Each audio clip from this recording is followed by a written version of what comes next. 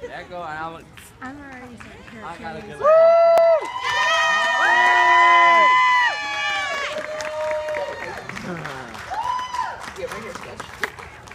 So, I'd like to introduce everybody to Kathy. This is Kathy, and she's going to tell us a little bit about her story.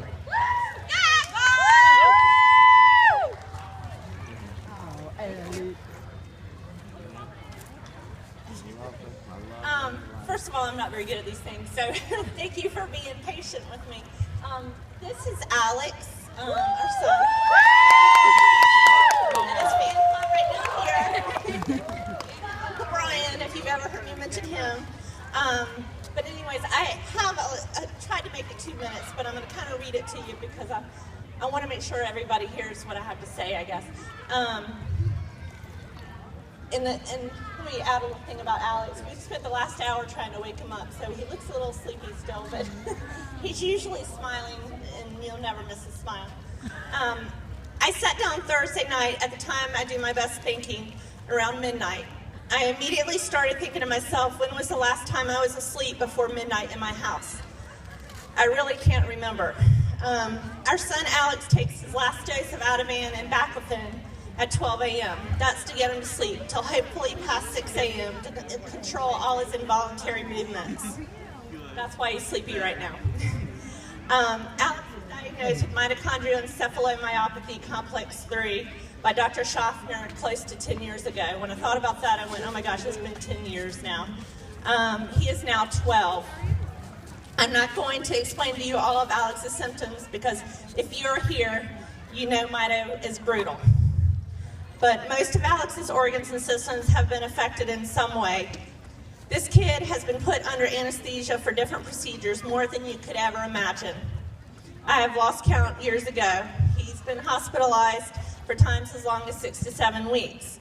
But most of you have also experienced that. Sometimes we're in the hospital at the same time as you. I think many of our kids basically earn frequent flyer miles at Levine. When Margaret Moore called me to ask if I would be the honorary chair of family, I almost backed down. I cringed as talking in front of a group of people. I didn't want the spotlight on us, and you probably noticed I don't like the spotlight on us. I want to be a part of you instead. But then I started thinking, you know what? Alex earned this spot. He has rocked his Mito like no other, and yes, our family is honored to be asked. See, Alex had scoliosis surgery in March 31st, 2014. He had a 92-degree curve in his spine. He had a 92-degree curve in his spine. Imagine living like that. He lived like that for probably 6 years before we did the surgery. Unfortunately, Alex suffered a massive stroke to the right side of his brain within a couple of days of following surgery. Since the stroke, I'm not sure what is harder on this kid, the stroke or Mito. But despite all odds, Alex has a smile that will rock your world. This last year and a half, we have spent doing intense rehab with this child at an outpatient therapy clinic, previously called Touchstone, now it's through CHS. Following stroke, Alex lost his ability to swallow. He could no longer eat again. He could no longer stand in a stander. He could not move his left leg. He developed tremors, lost all head control, and so much other stuff. But he is thriving.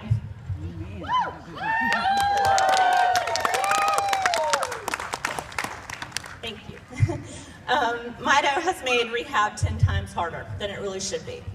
We've taken 2 steps forward, 1 step back, over and over again. And if you've seen this kid on Facebook over the last year, he is usually smiling like no other. That is how we have survived. This kid loves life, loves people, and loves to make people happy.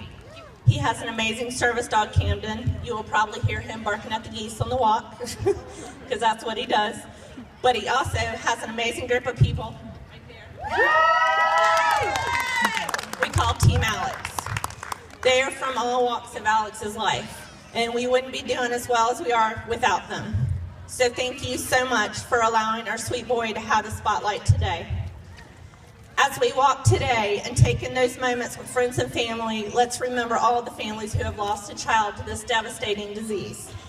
If you are led to do so, stop and say a prayer for them when you see their picture posted on the walk. I'm not sure which ones actually showed up today because I know it's difficult. I'm thankful to see some of those really special families here. And I also want to thank you once again for your support for our family in so many ways. We can't do this without you. Thank you. And look for